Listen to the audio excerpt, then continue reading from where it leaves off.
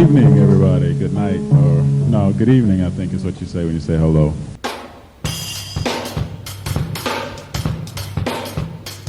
Talking Dirty with Maestro. Not just numbers, not just stats. it's about what they mean. I'm going to send to you the information. Talking Dirty. Hello and welcome to Talkin' Dirty with your boy, me. Hopefully all's good, fam. Hopefully having a good week, getting ready for the upcoming seasons. SimWorld U, SimWorld Prep. Great to be a part of it. Great to see what's going on with it. And more importantly, just really amazing to kind of see the process as it's going to play out for us. A couple of quick things coming up for this upcoming season, specifically about last week we looked at G5. This week I want to look at the Heartland Zombie Stars. Coach Brian Lovelace, the idea of what this team has, what they're putting together, some of the things that we've looked at with them before. We thought, well, they have this, they have this, they have this. And maybe we not have always seen it play out the way we thought it should, or we felt it could have, or whatever other reasoning that you want to put to it. And all that, really none of that really matters. The reality of it is, what do we see in terms of players, specifically players who are now in a position to be in a system that will serve them? And I'm going to look at two particular players right here, Nick Brewer and Caden Cook. Athletic big presence is huge on any level, specifically when we're looking at how it plays out with prep ball. The idea of being able to develop and push these players to a point to get them an opportunity to not just develop their skill sets as bigs. I know it's positionless basketball. Please just roll with Maestro for just one second. But the idea of being able to put themselves in a position to do what they need to do, to develop as bigs, to develop as athletic bigs, they both have shown the propensity not only to pass well, but also to have a decent handle. And more importantly, more so than just those things, the athletic defensive abilities you want to see in your bigs. And that's something that Coach Lovelace will be able to take advantage of as the team moves throughout the season and help them develop for the next level for SimWorld U. And that will be nice. Absolutely 100% nice indeed.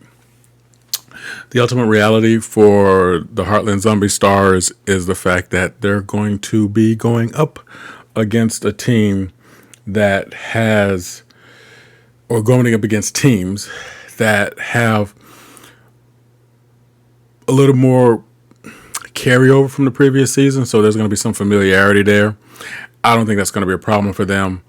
What I am looking to see happen for Heartland is to see how impactful can they be from the start of the season, and then how they develop that as they move forward. Because I do believe in this particular case, there's this one team that every single person can develop a needed skill set that will help them move on to SimWorld U, not just at a lower level, even a mid level, but some top level schools at the next level. And I really am here for all of that. You know what's up? Holla at your boy. Tell me what you think about that. How you feel about Heartland Zombie Stars. And you know the other deal. Catch me on the side.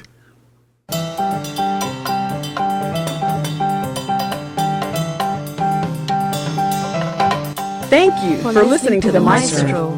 Want to get involved? Bring it. Drop in discord.gg/SimWorld Hoops. If you have the brain, join as a coach. If you have the game, join as a player. see the game, be the game. game. Now, back to the Maestro.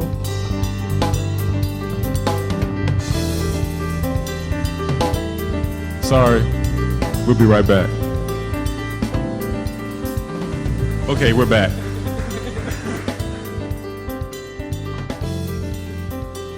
And welcome back to Talking Dirty with your boy. One of the other points that I really want to see happen in SimWorld Prep across the table, this is with pretty much all the teams, by the way, I'm looking to see in this new era of basketball how the transition game is handled.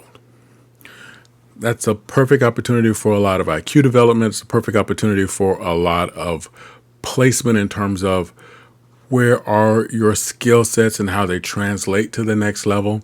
In some cases, can a team develop a transition game that appears when there is no true transition opportunity? In other words, there's not a clear rebound.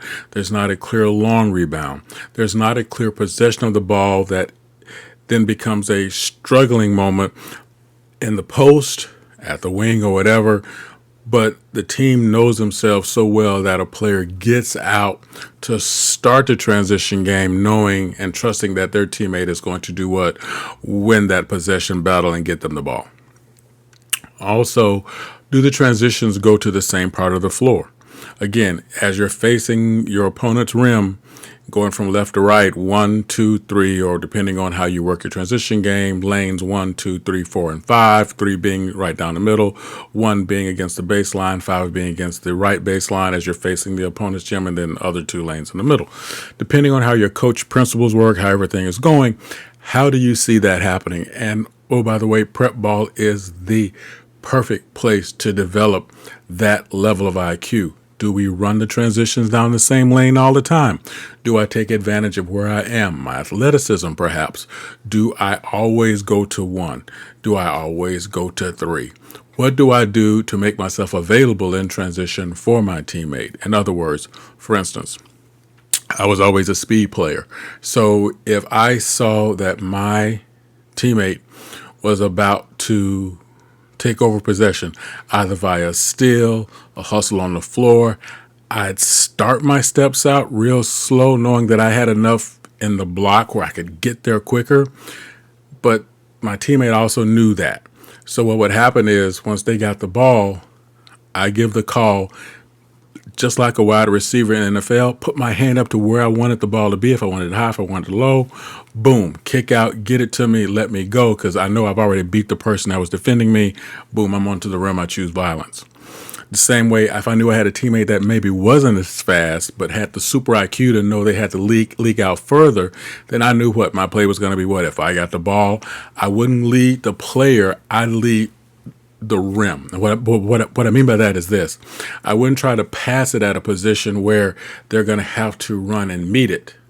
I pass it in a position where they have to go and get it. In other words, go a little bit farther to the rim, because that's where I'm going to put the ball to give them a better chance to have to do as little as possible once they get their hands on the ball, where they can then activate the play and make sure everything happens. Those are the little things that translate on every level of the game.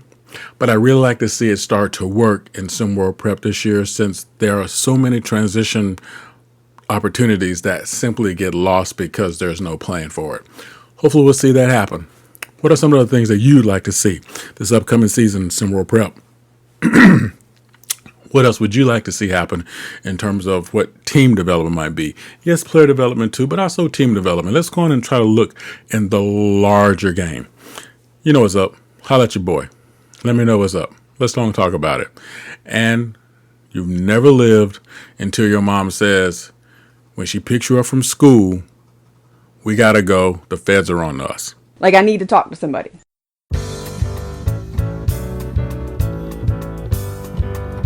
Thank you for listening to Maestro.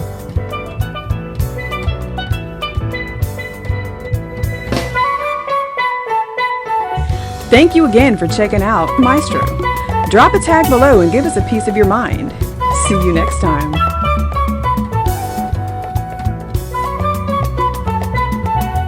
Well, thank you for your time. Have a wonderful day.